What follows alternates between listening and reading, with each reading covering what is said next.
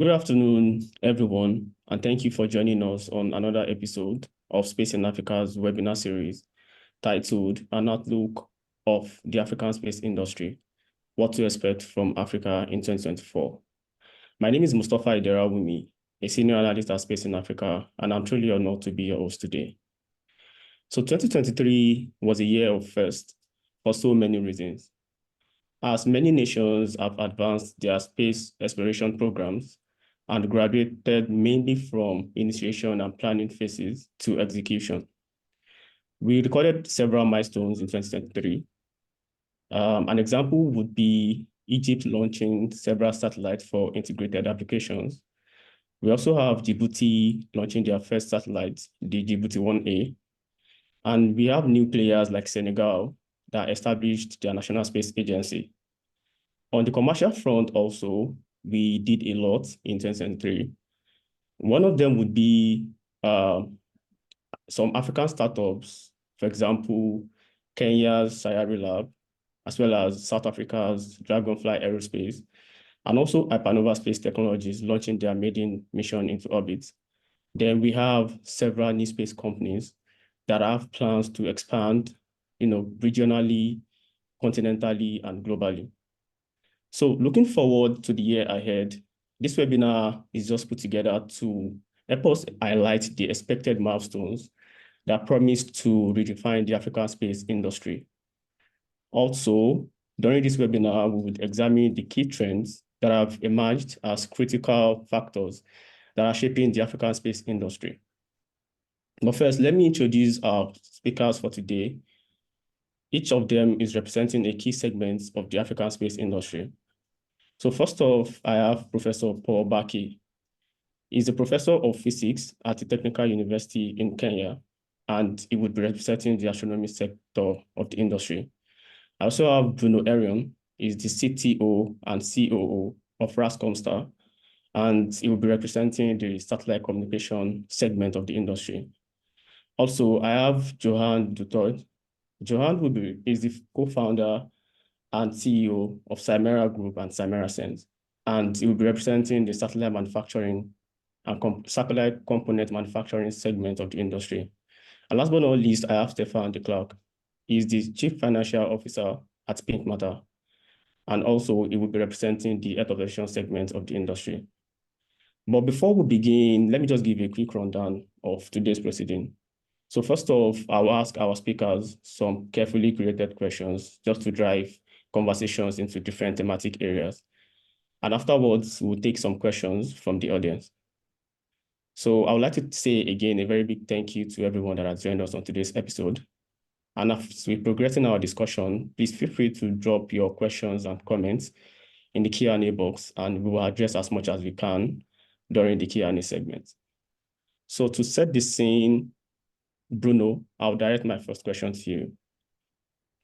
Bruno, with the advent of mega constellations, like Starlink and OneWeb, and companies also tweaking their business model to become a multi-orbit operator, so what disruptions and opportunities do you foresee for the African satellite operators and service providers?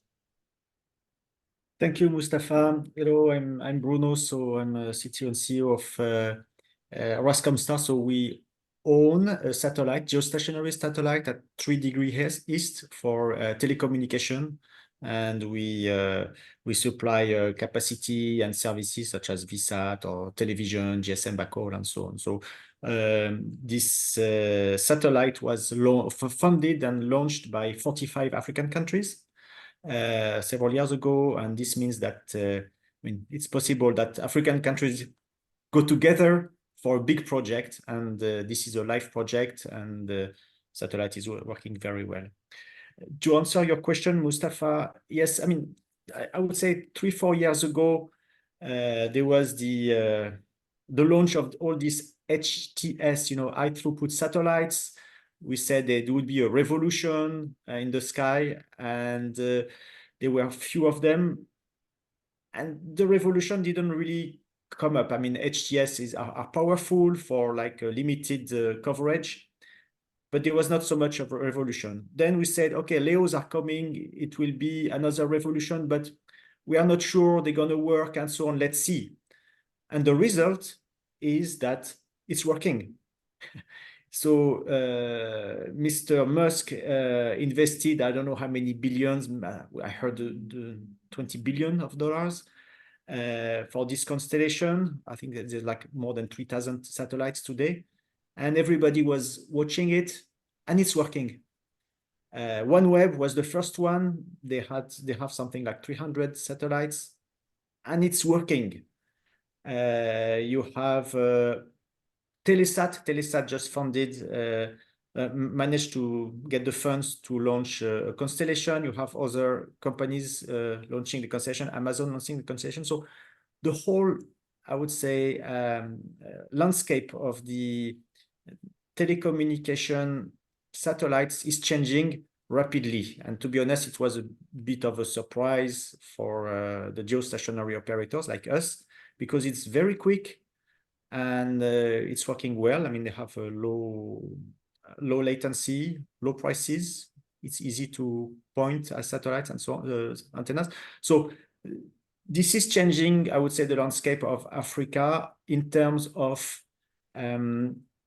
I would say, broadband internet. I would say cheap broadband internet for like the population. You know, now new constellations are coming. I think Amazon is planned for in the next 2 years, and it will be probably becoming commodity because they have a very strong marketing push. You know, so I would say the landscape is changing for Africa, and this is the major change that started in 2023 and is going to continue in 2024.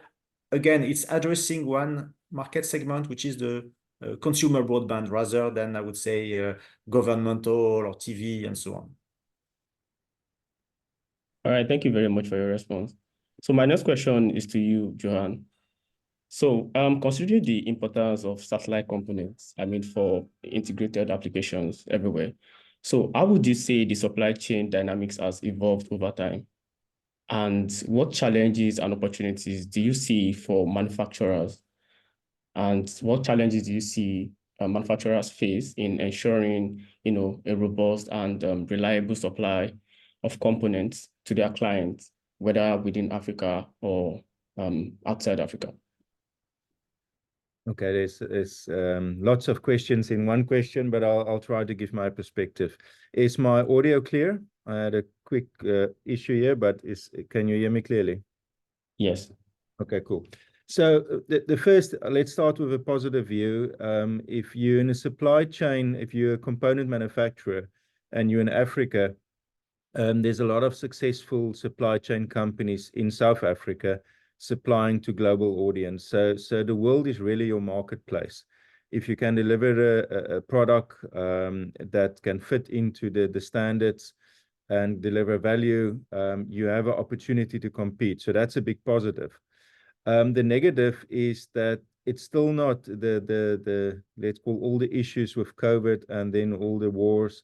There's still ripple effects in supply chains, and it puts you on a lot of stress. So if you were a startup and you're just starting to run, these ripples causes issues, and you can't deny it. So there's always challenges in a global environment to deliver excellence, and you have to, because it's extremely competitive.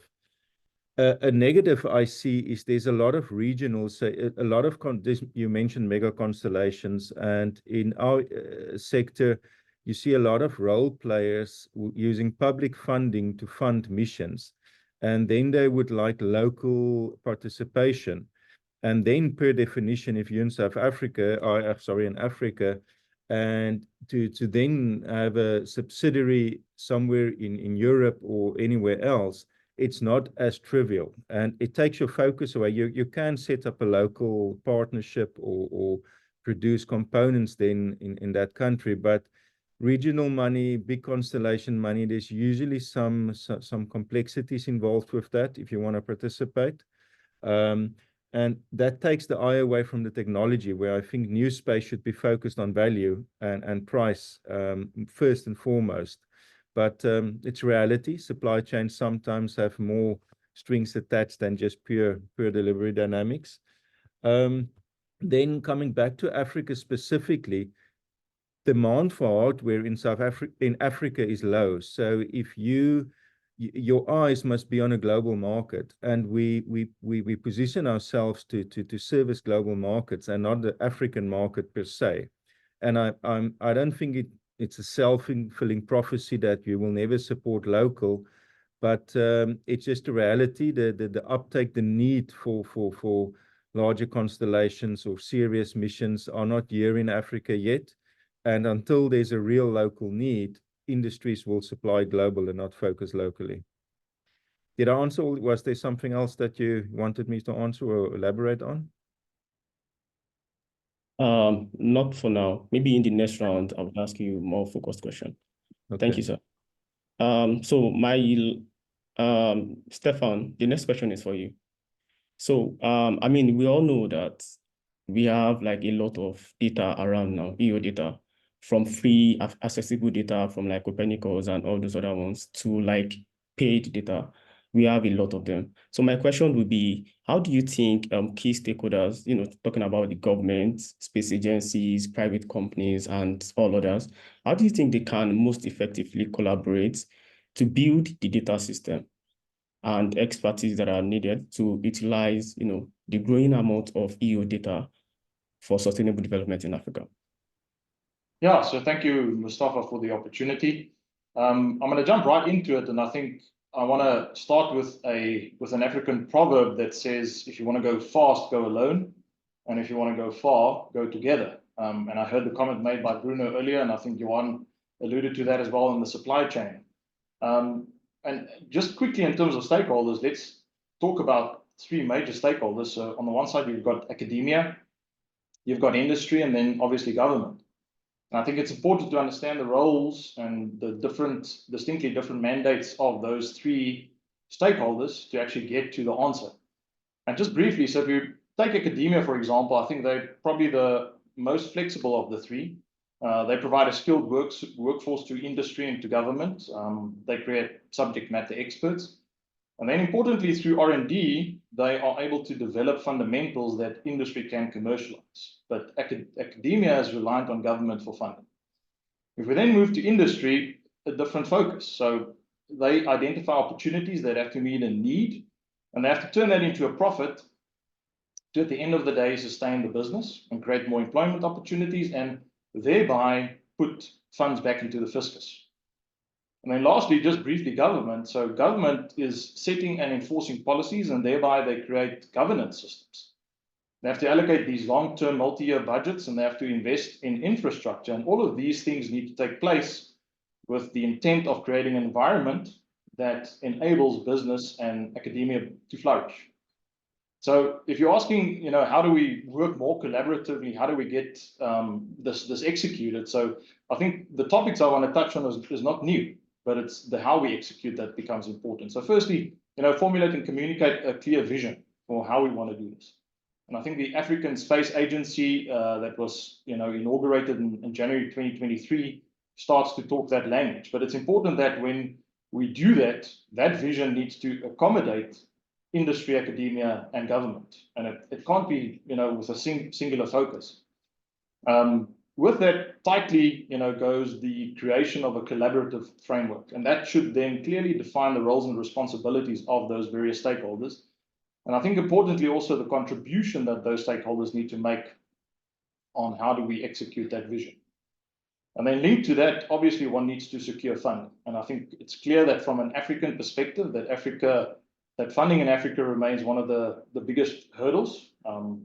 Bruno mentioned in terms of the telecommunication side, I think broadband and connectivity and cheap connectivity is an important thing that need to be addressed in Africa.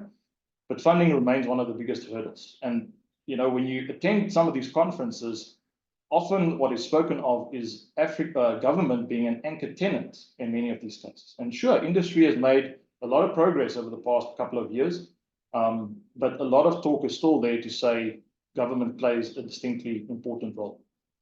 With that, one needs to obviously formulate the policies and the regulatory frameworks, and specifically when one looks at the data security and ethical considerations. But importantly, I think these policies and frameworks should encourage the sharing of data. So if you want to get the EO environment specifically to actually move and progress rapidly, one needs to be cognizant of the fact that how do we share this kind of data? And that means one needs to look at the collection and the use and the sharing of data, all the way through to things like licensing agreements and data sharing protocols. And then I think the last two items that I want to touch on is we don't have to do all of this in isolation. I mean, global and international cooperation is extremely important. And Johan mentioned it when talking about the supply chain, that we don't have to learn all these lessons by ourselves. There are many of these stakeholders that have gone before us, and we can capitalize on those existing relationships and those existing partnerships to actually accelerate how this gets distributed. And then capacity building is an important topic, I think, for Africa. And the more you interact with people operating in the space sector, a lot of that demand or that requirement actually comes forth. And it needs to be clear that how do we actually execute on that capacity building for that country? And when you look at Africa as a continent, one needs to also recognize that different countries within the continent have progressed at different pace and are at different stages. And one needs to really take that into account to say, how do you put all this together? How do you collaborate between stakeholders, as mentioned, but also the different phases of evolution within a particular country in South Africa? And I think if you don't understand that, and if we don't look at that and clearly set out that vision and that roadmap, if doing this effectively is going to be very difficult. And my closing remark would be around transparency. So, if you are able to execute all of this in a transparent manner, I think then you start to get more buy-in. And if you want to do this effectively, I think that path just becomes a lot easier to do this effectively if you do it transparently. Thanks, Mustafa. All right, thank you very much for that answer. So my next question will go again to Bruno. Bruno, when you were discussing, when you were responding to my first question, rather, you made mention about the issue of affordability. So let's talk about that a little bit. So the affordability of satellite broadband service for developing African states have been questioned, and rightly so. So whether you are operating a GEO, MEO, or LEO satellites, the affordability has been an issue for most African states. So in your own opinion, what new use cases and applications do you think can make satellite broadband more cost effective to drive adoption, across Africa? Because of course, when most people talk about, the use of satellites, broadband, they talk about, okay, using it for the last mile. So how can we make it more affordable for the people that actually need it?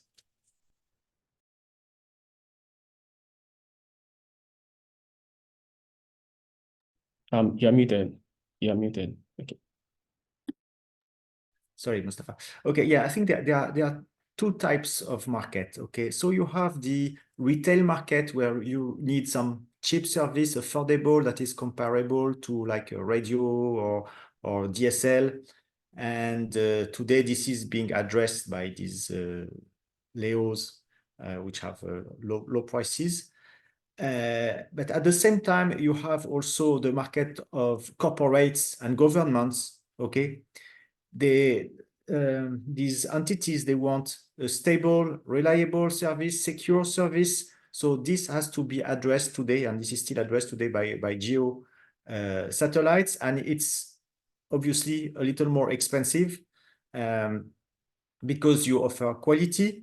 And I would take an example, for instance, we talked about Starlink, so they are in Ka band, and you know that in rainy countries, like all the equatorial countries, Ka is subject to rain. So we have now cases where people have Ka, but they also want C-band from geostationary satellites in order to have 7x24 permanent service. So I would say, really, you need to distinguish the two types of markets. Okay, it's they are really different. So one is retail, and this is being addressed by the LEOs. And to be honest, prices are pretty low. They are still above what you would get with a 4G via GSM or DSL or radio connection, but it's gone down. And the second market is about corporates, governments, and other service like GSM backhaul, where you need very secure. So this is where some operators have introduced multi-orbit, means that you have some LEO, MEO, and GEO, and all combined together, you ensure at a higher price continuity of service. But you have to know also one thing, and it's important. You know that it takes something like 3-4 years between the decision and the launch of the satellite, you know, because you have to buy it, you have to wait for the, the right spot to send it in space and so on. And technologies changes fast. So what the operators do, they have to secure also their investment, okay? So you cannot drop forever the case. I mean, you have invested so many millions of dollars, okay? And eventually you have to take back your money, you know? So this is also to be taken into account, and it's more costly than laying a fiber and giving so many terabytes of traffic with one single fiber, you know, because the thing is in the sky for like 15 years. Huh? Okay, is that clear? Yes, that's very clear. But I would like you to just summarize in like maybe a few sentences. Like, do you think it's possible that we'll grow to a place where satellite broadband is actually affordable for the people that actually need it, like people, marginalized communities and all that? Yes, I think it is affordable. I mean, we have example in like small villages, you know, in very remote places where they have one terminal, and they distribute via Wi-Fi, they distribute the telecoms from this terminal, and this becomes cheap. But I also like to highlight one thing. There are regulators in each country, and the regulators, they know the various markets. They know how much is a DSL connection, how much is GSM, 4G, and etc., etc. So they have also to impose their rules to the various operators. I mean, let's face it, today a lot of people sneak in Starlink terminals from one country to the other without regulation, because the regulators are, sorry to say, are weak. So they need to be better controlled. And I know, for instance, South Africa, they are strong. I see Stefan laughing, but they are strong, and you get penalties if you don't comply to the rule, because there are some ITU rules that oblige you to force you to comply to it. So, I mean, my last comment is, yes, regulators know the various services, and they have to leverage it and make sure that there is still a market for local companies, and that, you know, international companies don't take over all the local markets and local companies and so on. So it's a very tough job for the regulators as well. Okay, thank you. So my next question is to you, Johan. So we'll take a bit of the regulatory aspect that Bruno just mentioned, then we'll bring it down to like satellite component manufacturing industry. So by nature, naturally, the satellite component manufacturing segment is transboundary, right? So this is like a lot of countries, you know, moving parts together and moving like final products across borders. So what would you say, or how would you describe the regulatory environment and the impact that that has on the satellite component manufacturing segment in Africa? That's the first part. And the second part would be like, what changes or improvements would you like to see happen to this particular, to the regulatory environment to propel the growth of this sector? Okay. Regarding the regulatory environment, so I think we're fortunate in a way, and I can only speak for South Africa. I've not produced parts in other African countries, and our system is working. It's not always easy. There's a lot of complexity in our products and a lot of regulations that you inherit. If you buy certain chips, it's control devices, and you have to fill in that paperwork quite precisely to comply to all the rules. So to start off with, yeah, it's working. We can export. There's no issues. I mean, but it's a bit of a training curve to get to that point where you can say there's no issues. From my perspective, if that process can be more digital, it will help a lot. It's a lot of the regulatory processes are lagging industry. It's still very paper-based. It's very much single point failure. If someone is not in the office to sign a particular document, you have to wait. And I think industry can't wait for that. So, but in principle, everything is there, it's working, but it can be streamlined.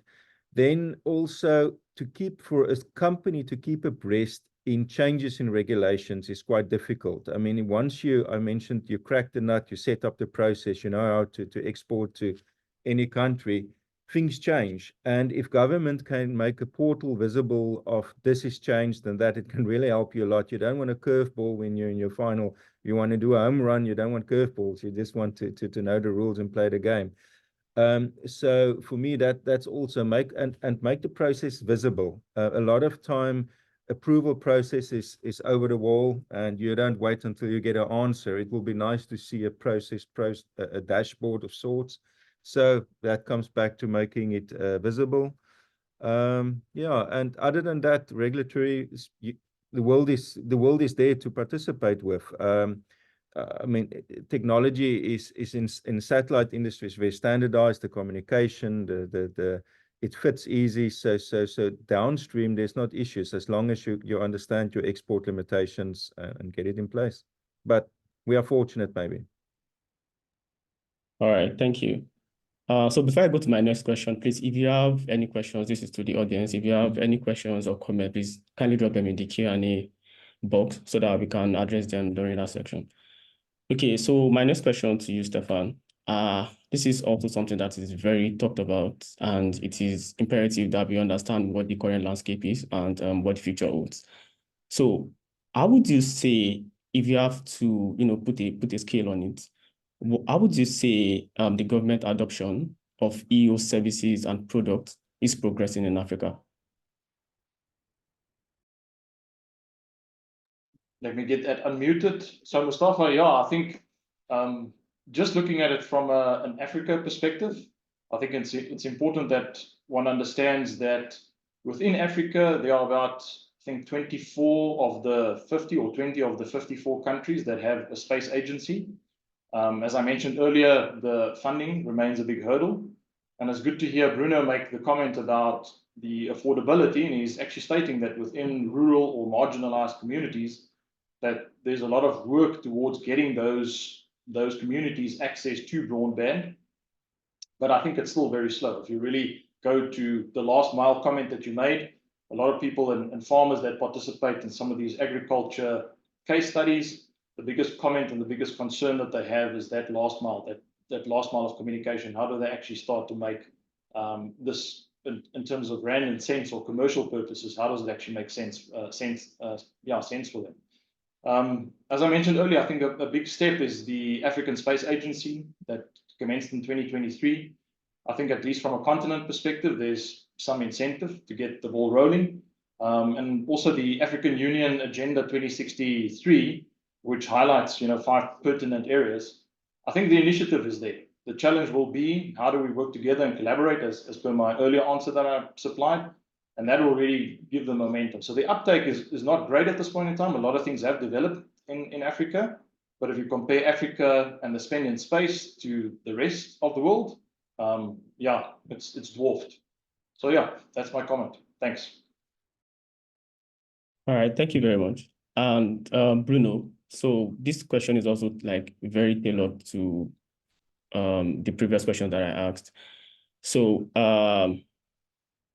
what innovations, what advancement in technology, what projects, and maybe, so what can we expect from the communication scene this year? And the expectation is based on how that can lead to like improved service provision for the entire continent. Yes, I think it's a bit related to the previous question. And as I said, now there's what we call multi-orbit. So it means that, you have antennas and you can switch from LEO to GEO to MEO. And this is really coming a reality. And I would say for the enterprise market, for maritime as well, for militaries. So this is something that was started in 2023, and that I think it will develop in 2024. So I would say in terms of innovation, but beyond that, I would say it's the manufacturer are still progressing, with more performant modems. more IP. You have this new technology called Manet. So this is coming as well, but there's no major revolution. I think the major revolution today is Leo. Let's face it. All right, thank you. Professor Baki, let me direct the next question to you, sir. So for the astronomy scene in Africa, so what strategies, policies, or maybe even collaboration models do you think show the most promise for stakeholders across the public and private sector to expand astronomy activities, trainings and access in Africa? Thank you very much, Mustafa, and good afternoon, fellow panelists. First and foremost, let me say that the year 2024 is the big year for Africa in terms of astronomy, because for the first time since 1919, we are going to host the International Astronomical Union's General Assembly in Cape Town in South Africa.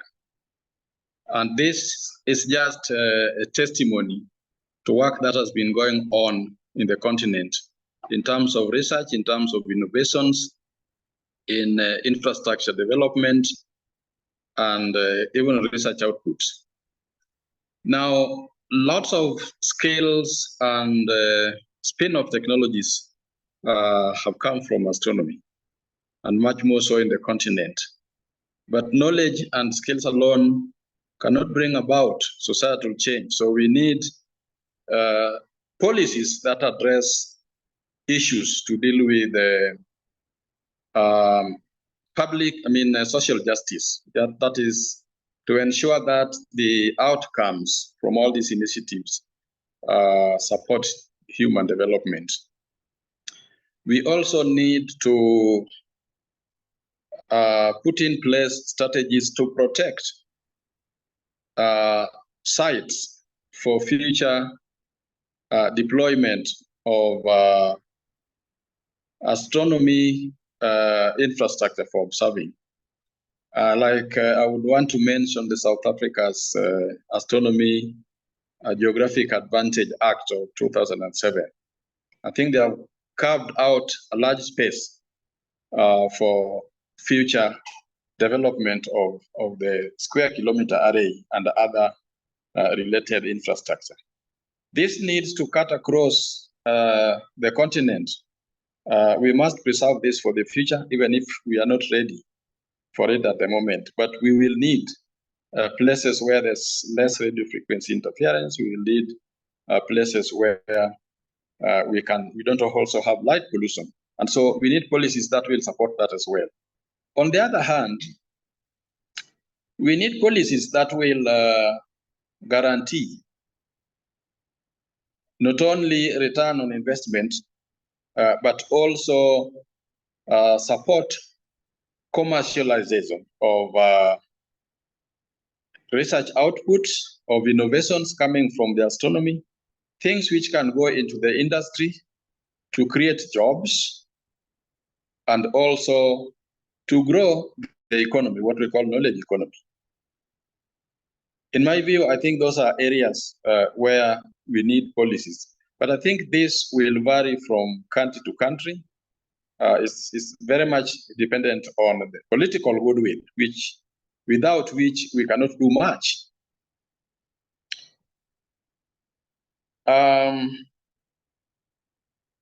The other issue that I want to add on top of that is that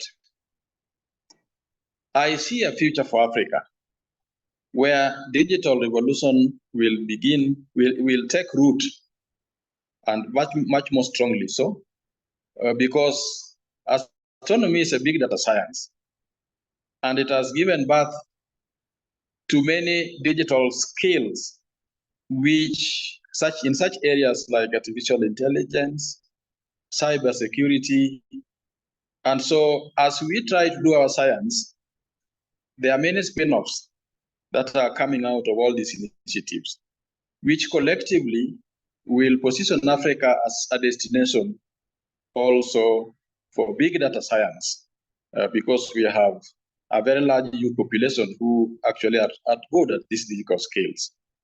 That is what I see for Africa in this year and in the future. All right, thank you very much, sir.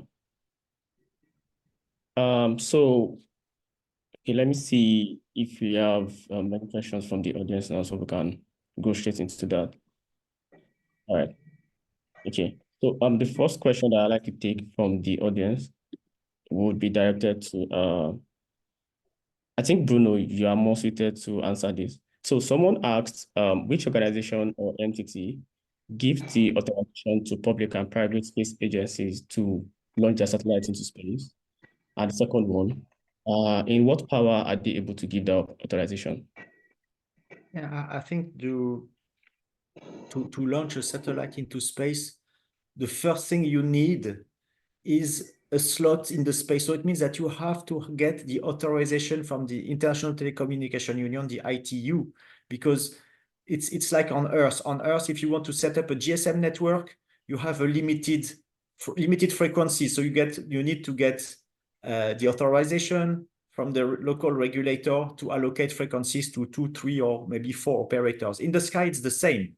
You need to have an authorization to get the frequencies, because if everybody can put the frequency they want wherever they want, whatever position, it's going to be a mess and nothing's going to work. So if you want to launch a satellite, obviously you need the funding. So that's something that Stefan mentioned earlier on about money. So that's sure. But you need the ITU license for the frequencies. And this is very difficult to obtain because this is a limited resource. So it takes several years before you be granted a frequency, whether it can be Ka, Ku, C-band, and depends also on the location of your satellite. So definitely, even if you have a lot of money, eventually it's the ITU gives you the go-ahead to launch. I'm talking about geostationary and as well as LEO. I mean, you need to get these frequencies. All right, thank you. I hope that has answered the question for our audience. So the next question, I think this would go to Johan. So what recent technological breakthroughs in satellite component manufacturing do you believe have the potential to revolutionize the industry? This is in 2 parts. The second part, how might these innovations influence the production of satellites in Africa? Okay, so yeah, unfortunately, there's no silver bullets, Mustafa. It's in engineering and all things significant. It's hard work and passion and perseverance that will lead to breakthroughs. But what's different now is that the body of knowledge is very deep and it's available. So passionate people that really passionate about space have a wealth of information. And the baseline technology, STEAM training, is promoted in a lot of countries. So you have the core skills, and that maybe is a breakthrough in itself. The access to the core skills that's available to the people of Africa. I mean, the technology is not hidden; it's not secret; it's there. Then what's also maybe a breakthrough is that new space is funding new companies. So where in the past it was a big boys club, suddenly it's open. I mean, if you have a product to deliver, you can compete, and that's a breakthrough. And yeah, so maybe my breakthroughs are not someone giving yeah, this is easy. No, it's not, but it's opportunities to participate. Sorry, not sure what happened there. Your next question, just repeat your next question. You asked 2 questions. Mustafa? Yes. So it was more about how those innovations that you talked about, or breakthroughs, how they might affect or influence the production of satellites in Africa.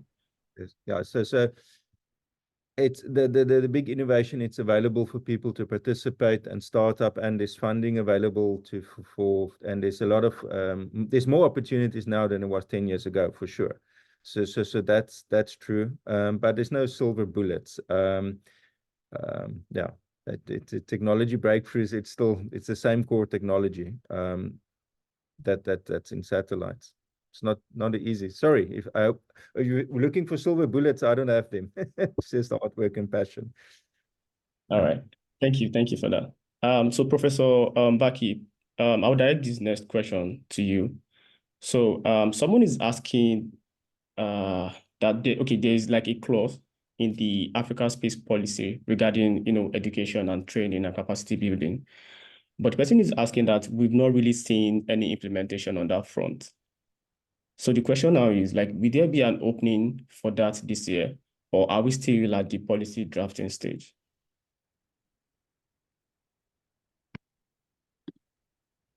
Oh, okay. Professor Baki dropped off. So let me just go to the next question. Stefan, please, let me direct the next question to you. So someone also asked about the adoption of regulatory framework. So the person is talking about the fact that the adoption of regulatory framework in the international scene is different as we move from country to country, right?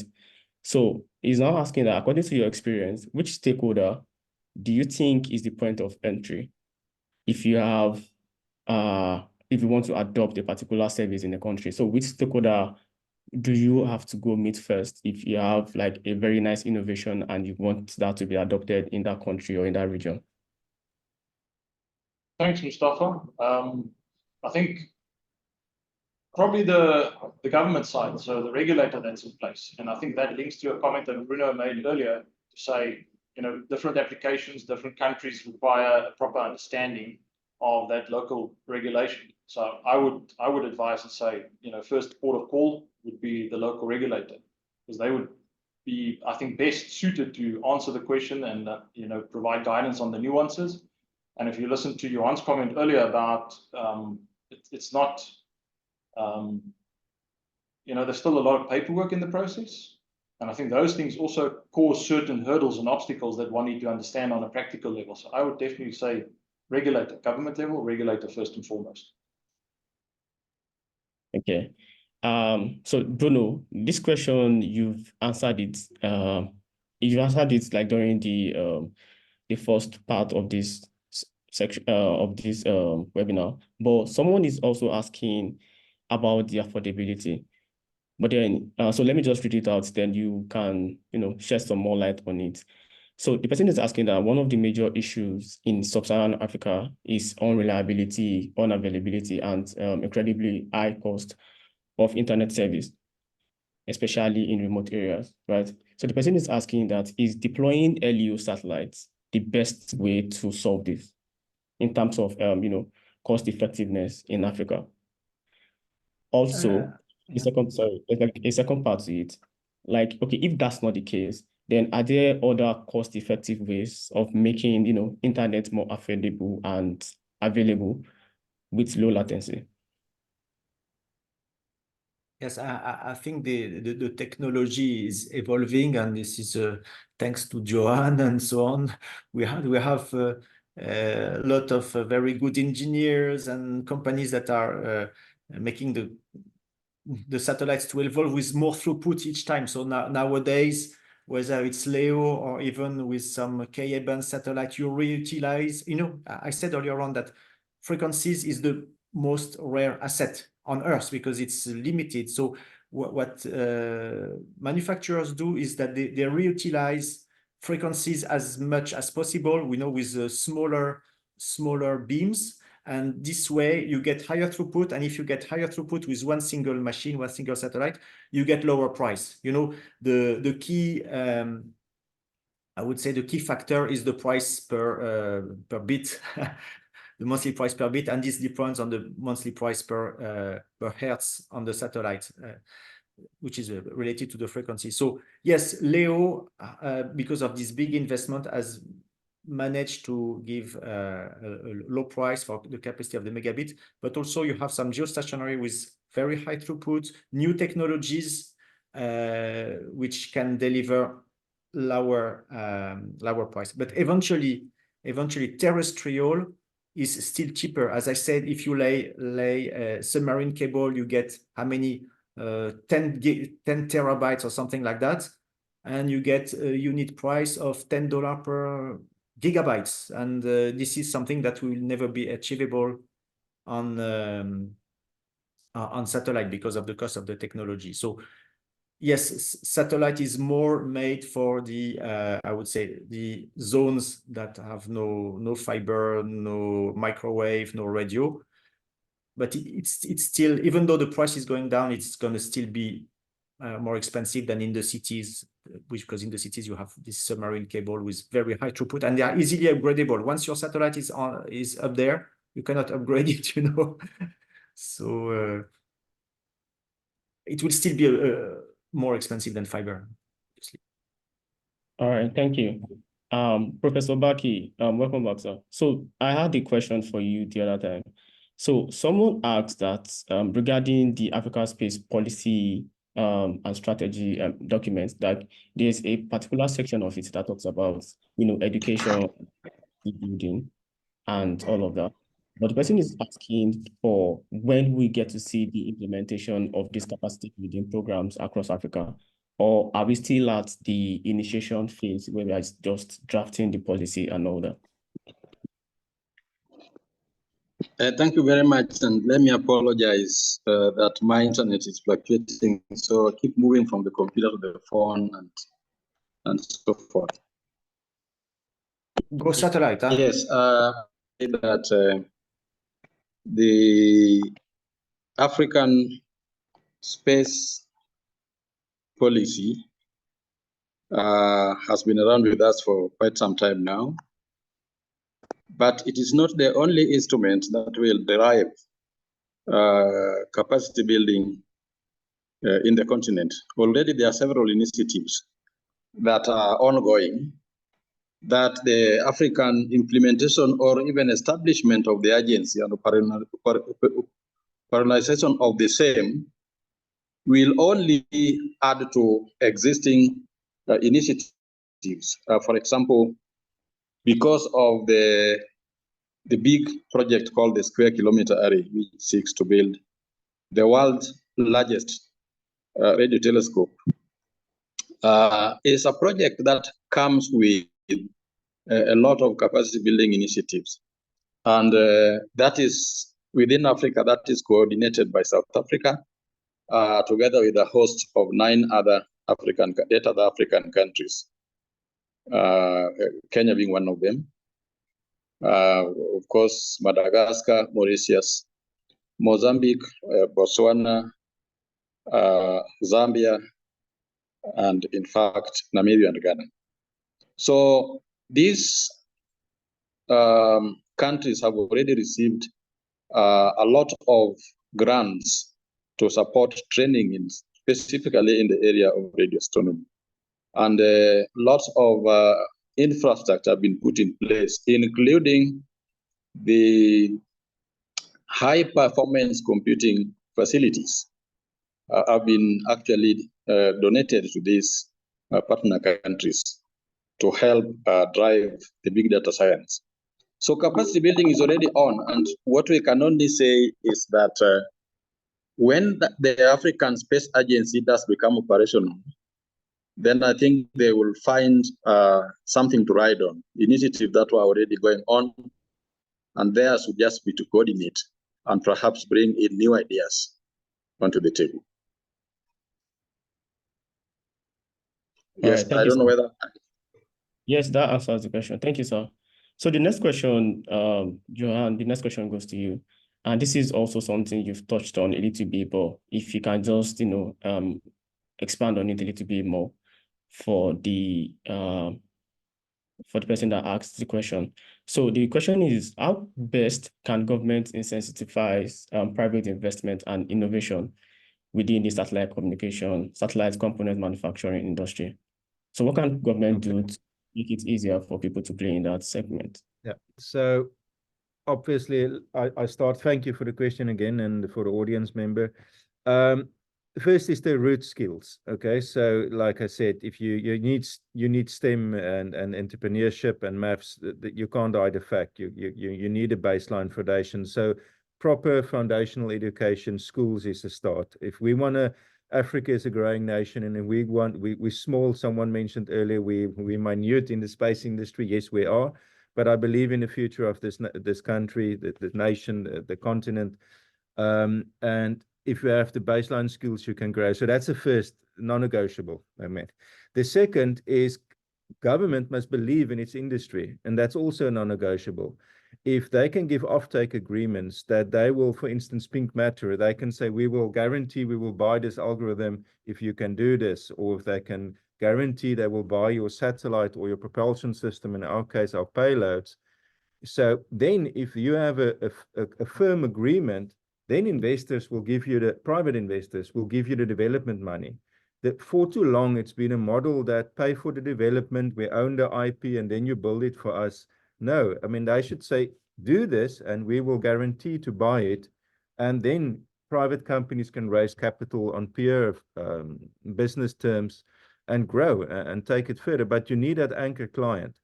Further than that, if it's really niche technologies, if it's something weird and wonderful, then government must be brave and say, listen, we will fund that first one. It's not about future offtake, but let's get a slot on even if it's its own satellite, if it's a ride share on someone else's satellite. But government can pay for incremental. They don't need to own a big satellite. They can still sponsor opportunities, believe in startups. And I think Africa should not always go for the big thing. Or Africa, sorry, I keep missing the two. There's ways to start small, but just get traction. You don't need to build a Rolls Royce. You can start by building an engine or maybe a wheel, and then you get into the vehicle industry. So that mindset can change, but fundamentally, if your own government doesn't believe in your company, why will other people believe in you? I think that's a fundamental part of success. I kept it short and sweet, Mustafa. I can go on. I'm passionate about this, but I think we only have an hour. All right. Thank you very much. No, that settles it. So the last question that I have would be for Bruno. So I don't know how familiar you are with this concept, but you are the one that is best suited to handle this on the group. So what competitive impact are you seeing from fixed wireless access? So the person mentioned some example, cover locks, Tirana, and so on. So I don't know if you have any. There is, I mean, the fixed wireless access has been there for many, many years.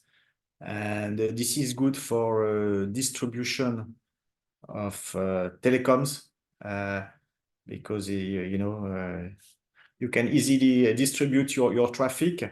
But eventually, in very remote places, you need satellite, and then maybe from your satellite point, you can distribute your telecoms with all these technologies, these wireless technologies. So I would say it's a complement. It's a complement, and this is used together today. So one point with satellite and distribution via wireless. Okay, thank you. So this next question, apologies again, is also for you. So the person is someone is asking if a country can decide to restrict orbiting satellites from entering its orbital space. Is that possible? Yes, yes, absolutely. So in fact, what I said earlier on, I said that if you want to launch a satellite, you need to have the frequencies granted by the ITU, okay, International Telecommunication Union, but as well, you need to have the landing right. So you can have the frequencies, I would say, on the country, but if the country doesn't want any people to operate on your satellite, they have the right, they have the final decision. This is called landing rights, okay? So yes, the regulator has the final say. However, they need to be strong enough to control what's happening because, borders are, I would say, there's a lot of porosity on the borders and people can enter material. They can, this is the reality in Africa that we are facing every day, they can put an antenna and the regulator doesn't know about it, okay? So again, this is related to the second point I mentioned. regulator needs to be strong to control what is happening, but they have the full right to prevent any satellite to operate in their country. Even though physically they receive the frequencies, you know. Okay, thank you very much. And that is the last question for this webinar. So I want to say a very big thank you to everyone that has joined in today. To our speakers, I also want to say a very big thank you for impacting on with your knowledge. And feel free to connect with any of our speakers if you have more questions or if you want to, like, you know, talk about any other thing. They are very much available for you. And I also like to mention that registration is still ongoing for the 2024 NISpace African Conference that's going to be held in Angola between 2nd and 5th of April 2024. So you can visit our website to learn more about this, or you can, you know, email us if you need more clarification or how to go about it. Again, I say thank you very much, everyone, and please enjoy the rest of your day.